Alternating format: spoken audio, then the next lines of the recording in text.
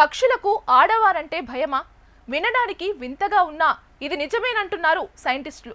మగవారు దగ్గరకు వచ్చిన ధైర్యంగా ఉండే పక్షులు ఆడవారు రాగానే ఎందుకు ఉలిక్కు పడుతున్నాయి? పక్షులు మనల్ని ఎలా గుర్తుపడుతున్నాయి? ఈ క్రేజీ రీసెర్చ్ వివరాలు ఈరోజు స్టోరీలో చూద్దాం.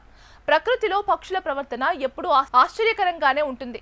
అయితే తాజాగా అంతర్జాతీయ పరిశోధకుల బృందం యూరోప్లోని పట్టణ పక్షులపై చేసిన ఒక అధ్యయనంలో ఒక విస్తుపోయే నిజం వెలుగులోకి వచ్చింది.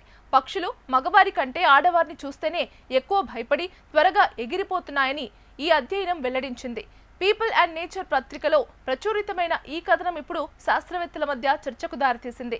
పరిశోధకులు పక్షుల భయాన్ని కొలవడానికి ఎగరడానికి పట్టే దూరం అనే కొలమానాన్ని ఉపయోగించారు. అంటే ఒక మనిషి పక్షికి ఎంత దగ్గరకు వెళ్తే అది ఎగిరిపోతుంది అనే దానిపై వారు నిశితంగా పరిశీలన చేశారు.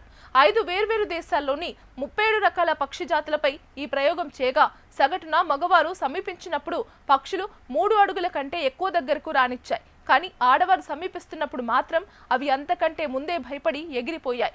మగ ఆడ తేడాను పక్షులు ఎలా గుర్తిస్తున్నాయి? పరిశోధనలో పాల్గొన్న మగ ఆడవారు దాదాపు ఒకే ఎత్తు బరువు కలిగి ఉన్నప్పటికీ పక్షులు వారి మధ్య తేడాను స్పష్టంగా గుర్తించగలిగాయి. మనుషుల నడక తీరు, బాడీ, జుట్టు పొడవు వంటి సూక్ష్మమైన తేడాలను పక్షులు పసిగడుతున్నాయని పరిశోధకులు భావిస్తున్నారు. పక్షులు కంటి చూపుతో పాటు వాసన ద్వారా కూడా లింగ భేదాన్ని గుర్తిస్తున్నారేమోనని అనుమానాలు ఉన్నాయి. మగ ఆడవారి నుంచి వెలువడే రసాయన సంకేతాలు పక్షులకు ఒక సంకేతాన్ని ఇస్తుండవచ్చు. ఆడవారికే ఎందుకు ఎక్కువ భయం అంటే ఈ రహస్యం వెనుక ఉన్న అసలు కారణంపై పరిశోధకులకు ఇంకా నిశ్చయాత్మకమైన వివరణ లేదు. అయితే ఒక ఆసక్తికరమైన సిద్ధాంతాన్ని వారు ముందుకు తెచ్చారు. పరిణామ క్రమంలో పూర్వకాలంలో మగవారు పెద్ద ఎరను వేటాడేవారు, కానీ ఆడవారు పక్షుల వంటి చిన్న చిన్న జీవులను వేటాడి చంపే బాధ్యతను కలిగి ఉండేవారు. అనేక తరాలుగా సాగిన ఈ ప్రక్రియ వల్ల ఆడవారిని చూడగానే పక్షుల్లో ఒక రకమైన సహజ భయం ఏర్పడి ఉండవచ్చు అని చెబుతున్నారు.